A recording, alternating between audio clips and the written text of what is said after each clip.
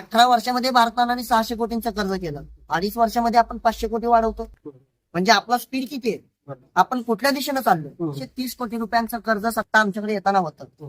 आज विठ्ठलवरती कर्ज किती कोटी रुपयांचं आहे ते छातीवरती हात ठेवून अभिजित आबांनी सांगावं, एवढीच माझी त्यांना विनंती. आणि कारखाना 600-650 कोटी रुपये कर्जात होता, पण त्या कारखान्याला मागच्या 3 सीझन मध्ये जवळपास 350 कोटी रुपयांची आर्थिक मदत एनसीडीसीने आणि राज्य शासनाच्या तकामीवरती केली.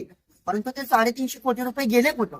त्याच्यात शेतकऱ्यांच्या हितासाठी किती वापरण्यात आले, कामगारांच्या हितासाठी किती वापरण्यात आले, संस्थेच्या हितासाठी किती वापरण्यात आले. कर्मवीर अण्णांनी एवढा प्रामाणिकपणा तालुक्यात कुणाकडे नाही, वसंत काळेने एवढा पैसाही कुणाकडे नाही, आणि भारत बालकनी इतकं राजकीय चातुर्य हेही आज कोणाकडे नाही. सत्तेत बसून आज समाधान अवताडेंनी इलेक्शनवरती किती खर्च केला असेल, अभिजित पाटलांनी जेवढे डिजिटल लावले तेवढ्यामध्ये कामगारांची देणी गेली असते. आज ज्या कोणाला सत्तेचा अहंकार आला असेल, ज्या कोणाच्या डोक्यामध्ये सत्तेचे वारं शिरलं असेल, त्या सगळ्यांचं वारं उठवण्याचं धाडस त्या कामगारांमध्ये, सभासदांमध्ये आहे.